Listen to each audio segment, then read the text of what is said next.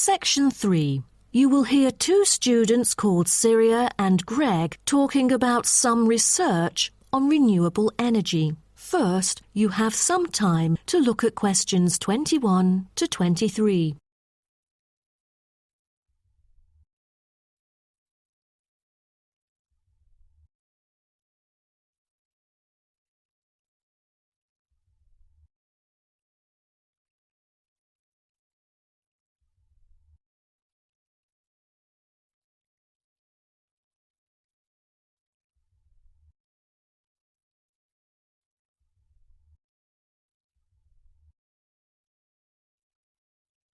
Now, listen carefully and answer questions 21 to 23.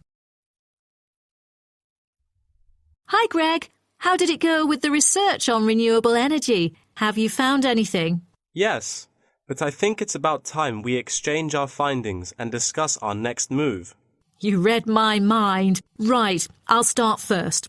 Germany is the very first country I dug into in order to find innovative means of creating clean energy because 15% of its national electricity supply comes from renewable sources. I found that apart from the traditional fossil fuel industry, there's a German firm that has initiated a project using kites to generate power. Really? I've never heard of it before. How does it work? As a substitution for traditional fossil fuels that release toxic gas into the atmosphere, the power-generating kites can function in any weather.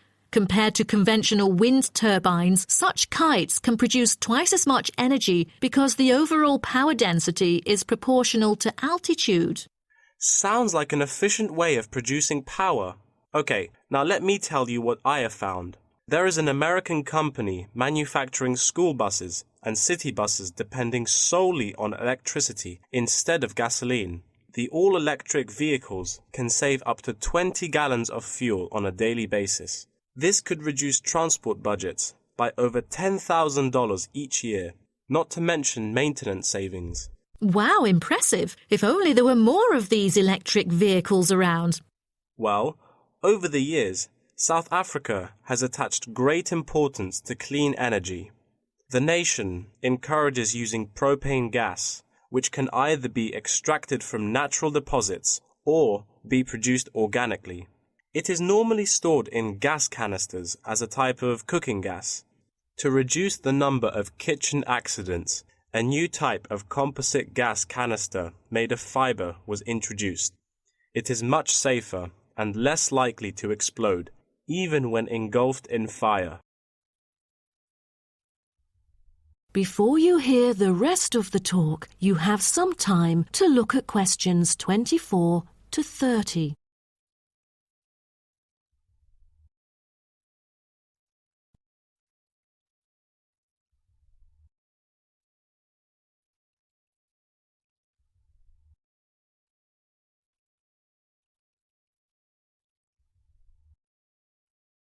Now, listen and answer questions 24 to 30. Now, about the survey. Do you have any clues as to what kind of interviewees we should include? How about local companies doing business on clean energy products?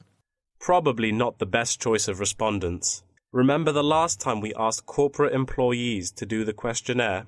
Only about 5% of them were actually willing to participate. That wouldn't be enough then. It seems we have to drop that idea. Then maybe we can ask the professors and administrative staff here to help us. They could provide their insights and understanding on energy production. It would be ideal if they would, but I'm afraid most of them are too busy to respond to the list of questions we've prepared. I guess the students here at the university would be more suitable. You're right, and it is a much bigger sample pool too. Also, I think we should include the locals. Their opinion is key to the promotion of renewable energy here in the town. But wouldn't it be difficult to collect data? There's no way the two of us could go from door to door to interview all the residents. There's no need to worry about that. We'll make it telephone interviews. That way, we'll have enough time to get sufficient data. Good idea. What should we present in our speech? Due to lack of media coverage, the majority of people actually have a limited understanding on renewable energy. Most of them aren't able to identify various types of renewable sources. So I feel we could start by clarifying what it is and the benefit of it compared to fossil fuels. That makes sense. We could start with wind energy. For centuries, wind has been used to do work. With the help of windmills, farmers used to pump water from wells or turn large grinding stones to grind wheat or corn. The windmills today generate electricity. The only problem is that it might not be windy all the time, so it is crucial to choose the appropriate site for wind farms. Well, I think we can also include comparisons between clean energy and traditional energy resources like coal, oil and natural gas. Maybe we can look into the prospect of these conventional sources of energy. The rising cost of fossil fuels and the threat of climate change is a concern to many. Totally. These traditional resources will deplete eventually. Renewable energy currently makes up less than 2% of the world's primary energy supply, and although growing very rapidly, it is not on course to fill the fossil fuel gap. Nuclear energy is another type of energy we ought to mention.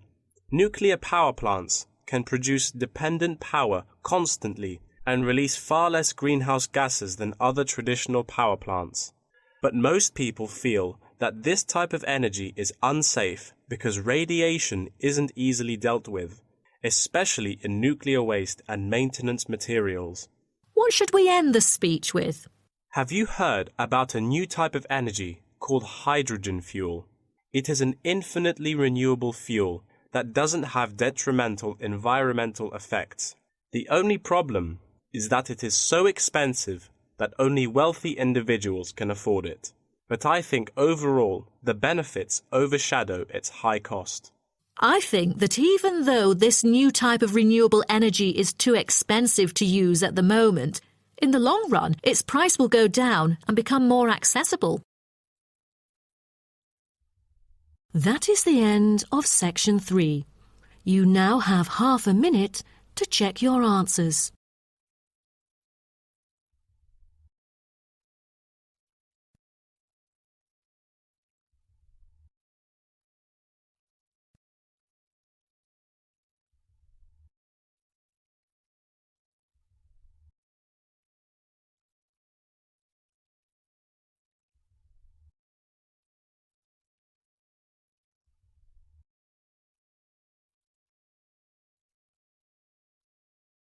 Now turn to Section 4.